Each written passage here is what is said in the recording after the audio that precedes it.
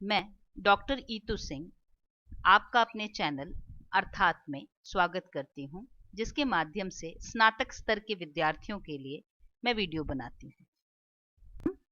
प्रेमचंद द्वारा रचित नाटक करबला के उद्देश्य की चर्चा करेंगे।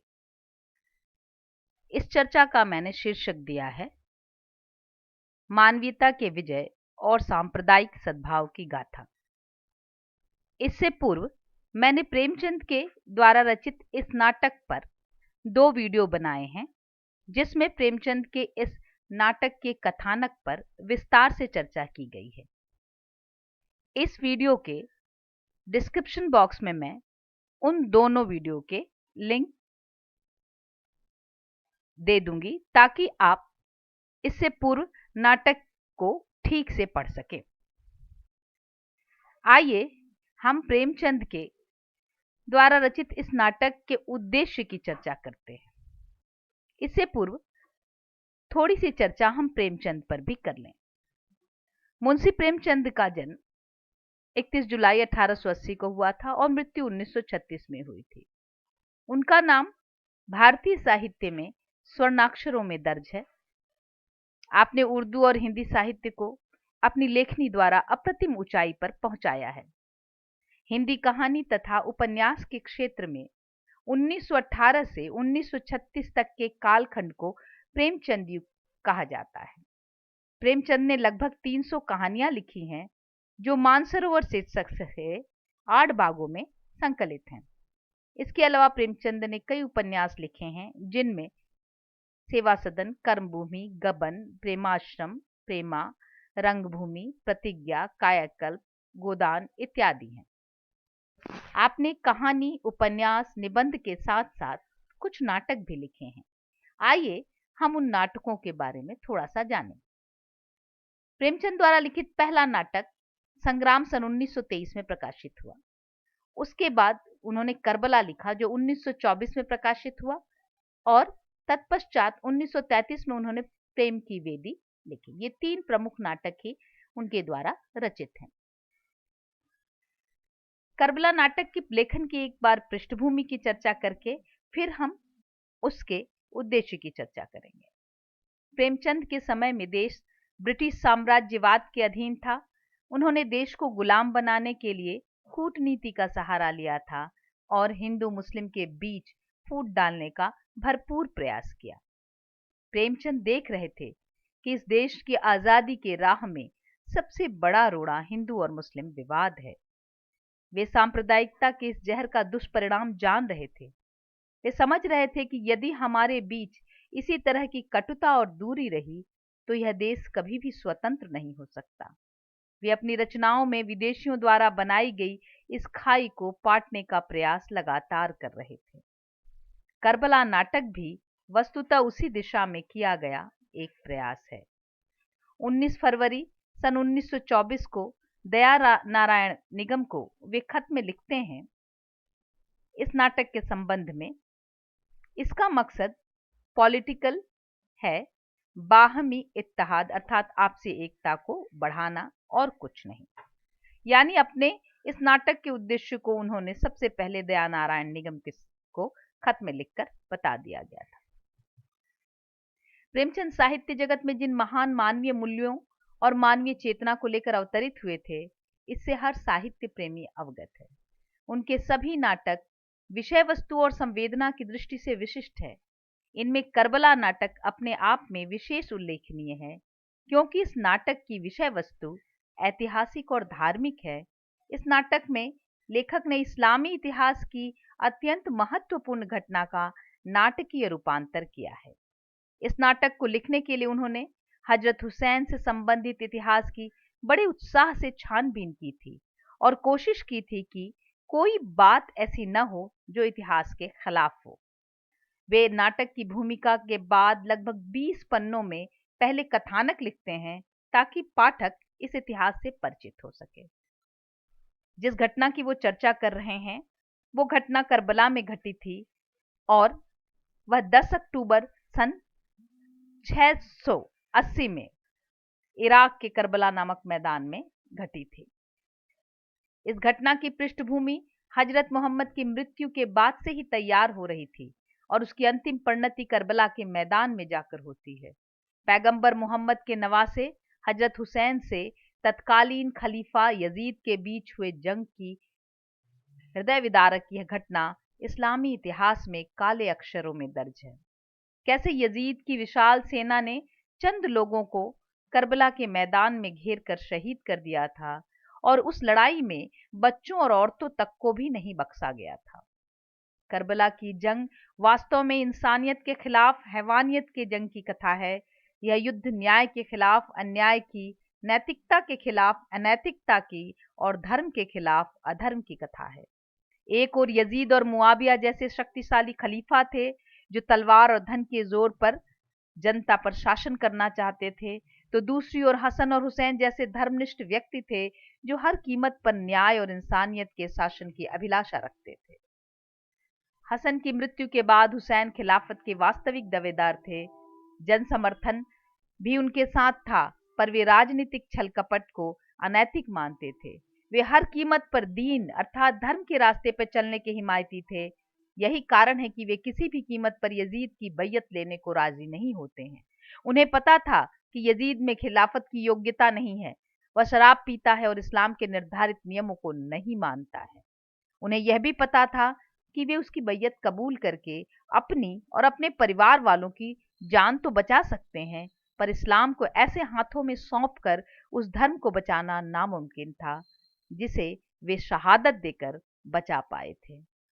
अतः हुसैन ने सपरिवार अपनी जान देकर इस्लाम के वास्तविक स्वरूप और उसके महान मूल्यों की रक्षा कर ली थी। समस्त इस्लामी समुदाय उनकी शहादत को हर वर्ष मातम मनाकर याद करता है। यह मातम 1300 से अधिक वर्षों से लगातार मनाया जा रहा है। कहने का तात्पर्य यह है कि हुसैन का बलिदान निरर्थक नहीं रहा, वह आज भी हमारे बीच अपने आदर्शों के साथ जीवित है। यजीद जीत कर भी हार गया और हुसैन हार कर भी जीत गए। इमाम हुसैन के बलिदान से इस्लाम धर्म को नया जीवन मिला और इसके प्रकाशमान दीप को बुझा देने पर आतुर यजीदियत को निर्णायक पराजय मिली। वास्तव में हजरत इमाम हुसैन की कुर्बानी हमें अत्याचार और आतंक से लड़ने की भी प्रेरणा देती है। प्रेमचंद जब करबला को अपनी कलम से 1300 वर्ष बाद पुनर्जीवित कर रहे थे, तो उस वक्त इसके खास मायने थे। वे जानते थे कि इस कथा को लिखना आसान नहीं है और एक हिंदू लेखक के द्वारा इस्लामी इतिहास को लेकर नाटक लिखना एक बड़ी चुनौती ही थी, और वे इसे भली भांति जानते थे और इस पर उन्होंने पत्राचार द्वारा अपने विचार भी व्यक्त किए हैं। प्रेमचंद ने ऐसे संवेदनशील कथा पर कलम क्यों चलाई, इसको समझने के लिए प्रेमचंद की विचारधारा के साथ ही समकालीन राजनीतिक सामाजिक परिवेश पर दृष्टि डालना भी अत्यंत आवश्यक है। प्रेमचंद प्रारंभ में उर्दू में ही लिखा करते थे और उनको मुसलमानों की संस्कृति का गहन ज्ञान था। वे धर्म के मामले में बेहद उदार व्यक्ति थे और धार्मिक संकीर्णता उन्हें छू तक नहीं गई थी। आइए हम प्रेमचंद के इस नाटक के उद्देश्य को कुछ बिंदुओं पर में बांटकर देखते हैं। सबसे महत्वपूर्ण बात कि इस नाटक के माध्यम से उन्होंने सांप्रदायिक सद्भाव के प्रसार का प्रयास किया है। दूसरा, इस्लाम के महान मानवीय मूल्यों का परिचय वो सारी दुनिया से कराना चाहते थे। विशेषकर हिंदुओं से को वो बताना चाहते थे कि इस धर्म के महान मूल्य क्या हैं या वास्तविक इस्लाम क्या कहता है। तीसरा, तानाशाही के विरुद्ध लोकशाही के समर्थन में भी इस नाटक में बहुत सी बातें कही गई हैं। चौथा, महान मानवीय मूल्य जो हमेशा चिरंजीवी हों, उसके महत्व की स्थापना के लिए भी यह नाटक लिखा गया था। और अंततः इस नाटक को पढ़कर हमें स्पष्ट पता चलता है कि मानवीय प्रेम और पारिवारिक प्रेम कितना गहन होता है और उसका स्वरूप कैसा होता है। आइए विस्तार से इन पांचों बिंदुओं पर हम चर्चा करें। सबसे पहले सांप्रदायिक सद्भाव का प्रसार। जैसा कि पहले ही हमने देखा कि उन्होंने दया नारायण निगम को पत्र लिखकर बताया था कि इस नाटक को लिखने का उद्देश्य राजनीतिक है, अर्थात मैं हिंदू मुस्लिम के बीच के विवाद को समाप्त करने के लिए, उनके आपसी एकता को बढ़ाने के लिए इस नाटक को लिख रहा हूं। प्रेमचंद हिंदुस्तानी भाषा में लिखने वाले सच्चे हिंदुस्तानी लेखक थे, जिनके लिए भारत हिंदू और मुसलमानों का नहीं बल्कि हिंदुस्तानियों का देश था। ब्रिटिश सत्ता ने अपने आगमन काल से ही जिस तरह भारतीयों को बांटकर हिंदू मुसलमान बनाने का प्रयास किया था, और उसका ही परिणाम था कि हम गुलामी की जंजीर को तोड़ नहीं पा रहे थे। प्रेमचंद का साहित्य अपने समय और समाज की उपज है। वे गुलाम भारत के ऐसे लेखक थे जो वास्तविक आजादी का सपना देख रहे थे। वे केवल राजनीतिक आजादी नहीं बल्कि आर्थिक और वैचारिक आजादी की भी गुहार लगा रहे थे। वे अपनी रचनाओं में विदेशियों द्वारा बनाई गई इस खाई को पाटने का लगातार प्रयास कर रहे थे, और करबला नाटक तो विशेषकर इसके लिए उल्लेखनीय है। 19 फरवरी को उन्होंने उस खत में लिखा ही था कि मैंने यह नाटक आपसी एकता को बढ़ाने के लिए लिखा है और कुछ नहीं। वस्तुतः प्रेमचंद के इस नाटक के प्रकाशित होने के बाद कुछ हिंदुओं ने और कुछ मुसलमानों ने भी उनकी बड़ी कह सकते हैं कि आलोचना करनी शुरू की थी, लेकिन प्रेमचंद के लक्ष्य को, इस नाटक के उद्देश्य को देखकर हम स्पष्टतः देख सकते हैं कि एक महान उद्देश्य को लेकर यह नाटक लिखा गया था। किसी भी धर्म विशेष को लेकर वो कितने उदार थे, इस नाटक में को गहराई से पढ़ने पर स्पष्ट पता चलता है। एक बात और जो प्रेमचंद ने इसकी भूमिका में ही रेखांकित कर दी थी, वह यह कि यह एक ऐतिहासिक धार्मिक नाटक है, और इसके साथ लोगों की धार्मिक भावनाएं जुड़ी हुई हैं। ऐतिहासिक नाटक में कल्पना के लिए अवकाश कम होता है और धार्मिक भावनाओं का भी ख्याल रखना पड़ता है। और उन्होंने इस नाटक में जो हिंदू पात्रों का और वहां उनका शहीद होना दिखाया है, इसके लिए वो किसी कल्पना का सहारा नहीं लेते, बल्कि वो भूमिका में ही स्पष्ट कर देते हैं कि मैंने इस नाटक में जिन हिंदू पात्रों को दिखाया है उसका ऐतिहासिक प्रमाण उपलब्ध है। यद्यपि कुछ लोग इसको स्वीकार नहीं करते हैं और इसको लेकर विवाद हो सकता है, लेकिन प्रेमचंद ने जिन सूचनाओं के आधार पर इस नाटक में हिंदू पात्रों का प्रवेश और हुसैन के साथ शहादत की बात लिखी है, वे बहुत चर्चित है। अगर आप विस्तार से इस पर जाना चाहेंगे तो भारत में एक वर्ग है जो कि हुसैनी ब्राह्मण के नाम से जाना जाता है। कहा जाता है कि इनके ही पूर्वजों ने करबला में हुसैन के साथ अपनी जान दी थी, और आज भी ये हुसैन को की पूजा करते हैं, उनको एक देवता के रूप में पूजते हैं। तो ये परंपरा जो थी वो पुरानी थी, और उसको आधार बनाकर और उन ऐतिहासिक तथ्यों को लेकर उन्होंने यहाँ करबला नाटक के भीतर उनका प्रवेश और उनकी शहादत का चित्रण किया है। वे करबला नाटक में जिस तरह से उनकी प्रवेश को दिखाते हैं उसको स्पष्ट करते हैं। वे कहते हैं पाठक इसमें हिंदुओं का प्रवेश करते देखकर चकित होंगे, परंतु वह हमारी कल्पना नहीं है, ऐतिहासिक घटना है। इस बात के ऐतिहासिक प्रमाण हैं कि कुछ हिंदू भी हुसैन के साथ करबला के संग्राम में सम्मिलित होकर वीर गति को प्राप्त हुए थे। अगला उद्देश्य जो है वो स्पष्टता देख सकते हैं आप, वह इस्लाम के जो महान मूल्य हैं उनको स्थापित करना भी प्रेमचंद का लक्ष्य था। वो बताना चाहते थे कि वास्तविक इस्लाम क्या है। इस्लाम को लेकर तरह तरह के विवादास्पद मत आज भी दिए जाते हैं। प्रेमचंद का यह नाटक आज पढ़ने पर स्पष्ट होता है कि मूलतः इस्लाम जो है वो अहिंसक और शांति प्रिय धर्म है, और उसके उन महान मूल्यों की रक्षा के लिए ही हुसैन ने अपनी जान दी थी। वस्तुतः वे इस नाटक के माध्यम से हिंदुओं का परिचय महान मुसलमान महापुरुषों से कराना चाहते थे, और मुसलमानों को भी हिंदुओं के द्वारा दिए गए बलिदान याद कराना चाहते थे। प्रेमचंद देख रहे थे कि सैकड़ों सालों से साथ रहते हुए भी हिंदू और मुसलमान एक दूसरे की धार्मिक संस्कृति से अनजान हैं। उनके बीच एक ऐसी खाई है जिसे पाटना मुश्किल हो रहा है। उनके बीच की इस खाई को पाटने के लिए जरूरी था कि वे एक दूसरे के इतिहास और धार्मिक विरासत से परिचित हों। करबला नाटक के माध्यम से प्रेमचंद इसी दिशा में प्रयास करना चाहते थे। उन्हें इस बात का अफसोस था कि वे कहते हैं कई शताब्दियों से मुसलमानों के साथ रहने पर भी अभी तक हम लोग प्रायः उनके इतिहास से अनभिज्ञ हैं। हिंदू मुस्लिम वैमनस्य का एक कारण यह भी है कि हम हिंदुओं को मुस्लिम महापुरुषों के सच्चरित्रों का ज्ञान नहीं है।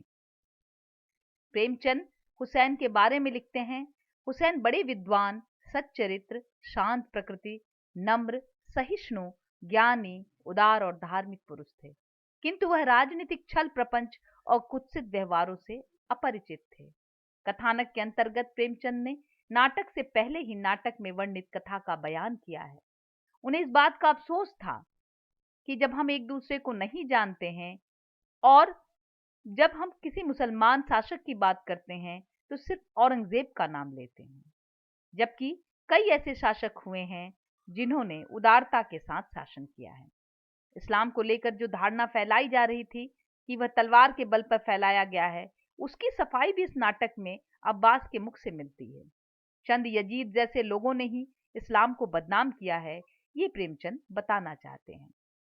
नाटक के भीतर अब्बास प्रथम अंक में ही हुसैन से मस्जिद में बैठे बातचीत कर रहे हैं, धर्म की चर्चा कर रहे हैं और उनकी बातचीत के माध्यम से वो इस्लाम के बारे में प्रेमचंद के मत का हमें ज्ञान होता है। अब्बास कहते हैं, दूसरे मजहब वाले कहते हैं इस्लाम ने तलवार की ताकत पर अपना प्रचार किया। काश उन्होंने हजरत की आवाज सुनी होती। मेरा तो दावा है कि कुरान में एक आयत भी ऐसी नहीं है जिसकी मंशा तलवार से इस्लाम को फैलाना हो। वस्तुतः इस तरह की पंक्तियों की रचना करके प्रेमचंद यह स्पष्ट करना चाह रहे थे कि जिन लोगों ने तलवार की ताकत को धर्म फैलाने का माध्यम बनाया था, वे वास्तव में हजरत मोहम्मद के रास्ते पे चलने वाले लोग नहीं थे, अर्थात इस्लाम का नाम लेकर ही इस्लाम का प्रतिनिधि नहीं बना जा सकता, क्योंकि उसी इस्लाम का नाम लेकर यजीद अपनी सत्ता फैला रहा था। नाटक के प्रथम अंक में ही ये बात हमें स्पष्ट हो जाती है। इस नाटक के भीतर हम देखते हैं कि इस्लाम के उस समय भी कितना उसका प्रचार था।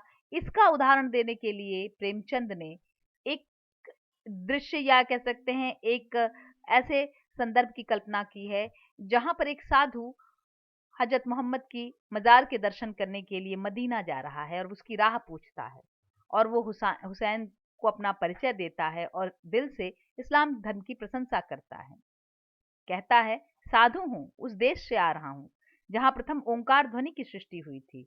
महर्षि मोहम्मद ने उसी ध्वनि से संपूर्ण जगत को निनादित कर दिया है। उनके अद्वैतवाद ने भारत के भी समाधिमग्न ऋषियों को भी जागृति प्रदान कर दी है। प्रेमचंद ने यहाँ अद्वैतवाद और एकेश्वरवाद को आपस में मिलाकर देखा है और यह दिखाने की चेष्टा की है कि दोनों धर्मों के सिद्धांत में मूलतः कोई फर्क नहीं है।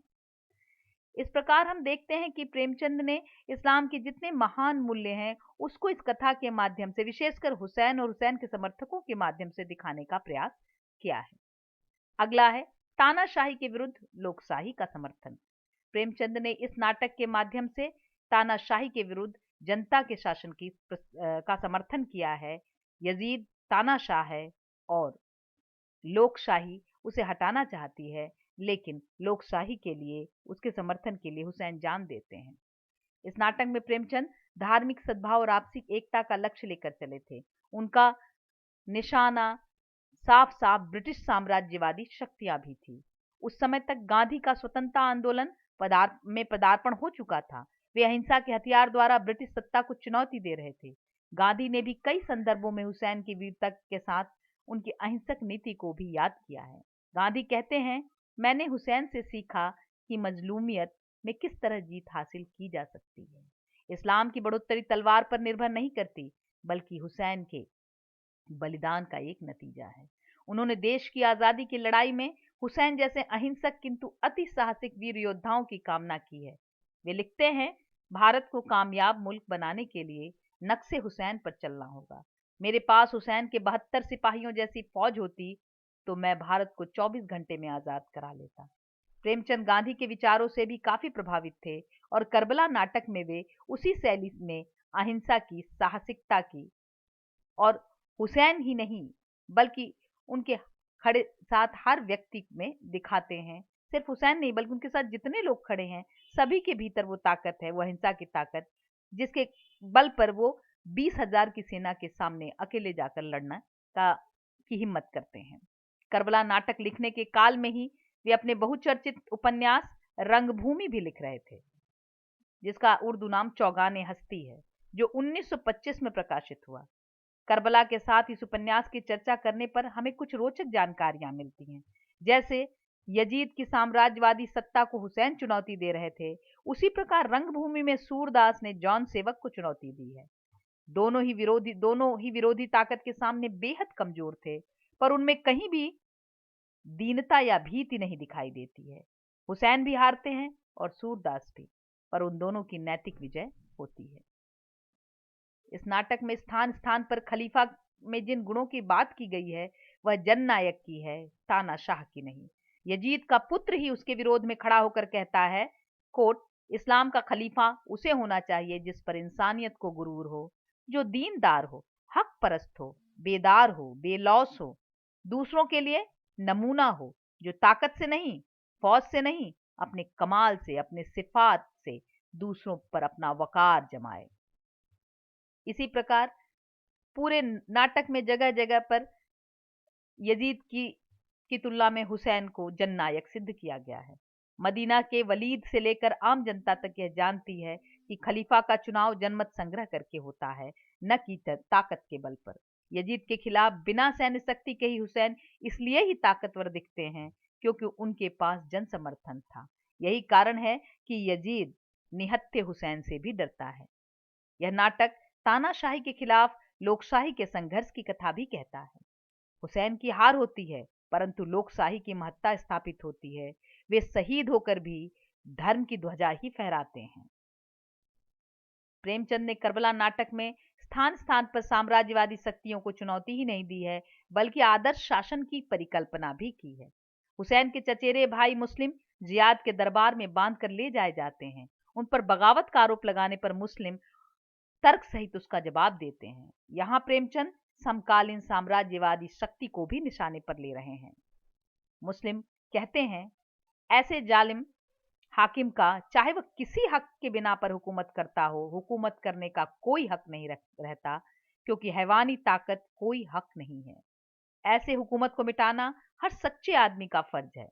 जो इस फर्ज से खौफ या लालच के कारण मुंह मोड़ता है, वह इंसान और खुदा दोनों ही की निगाह में गुनहगार है। प्रेमचंद का इशारा हम आसानी से यहाँ समझ सकते हैं।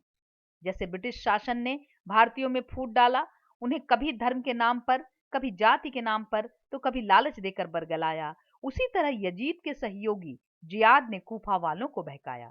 वह मीठी बातें करके जनता को हुसैन से विमुख कर देता है और हुसैन अकेले पड़ जाते हैं। स्वाधीनता संग्राम में गांधी को भी कई बार अकेला होना पड़ा था। न चाहते हुए भी देश का बंटवारा स्वीकार करना पड़ा था और अंततः सांप्रदायिक सद्भाव की चेष्टा करते हुए ही कट्टरपंथियों के हाथों वे शहीद भी हुए थे। अगला जो महत्वपूर्ण उद्देश्य है इस नाटक का, वह है महान मानवीय मूल्यों के महत्व की स्थापना। प्रेमचंद का यह नाटक हुसैन की बलिदान की कथा कहता हुआ महान मानवीय मूल्यों की वकालत करता है। प्रेमचंद कहते हैं, हुसैन बड़े विद्वान, सच्चरित, शांत प्रकृति, नम्र, सहिष्णु, ज्ञानी, उदार और धार्मिक पुरुष थे, लेकिन उन राजनीतिक छल प्रपंच और कुत्सित व्यवहार से वे अपरिचित थे। नाटक में हम देखते हैं कि हुसैन ही नहीं, उनका सारा परिवार मानवीय मूल्यों के लिए अपनी जान देता है। हुसैन सच्चे धार्मिक व्यक्ति हैं। वे सहजता से सभी पर विश्वास करते हैं। कूफा के लोग उन्हें खत लिखकर बुलाते हैं तो वे वहां पहुंचने पर दगा देते हैं, लेकिन वे उनकी बातों का भरोसा करते हैं। हुसैन अहिंसक व्यक्ति हैं। वे एक चींटी तक को आहत नहीं करना चाहते।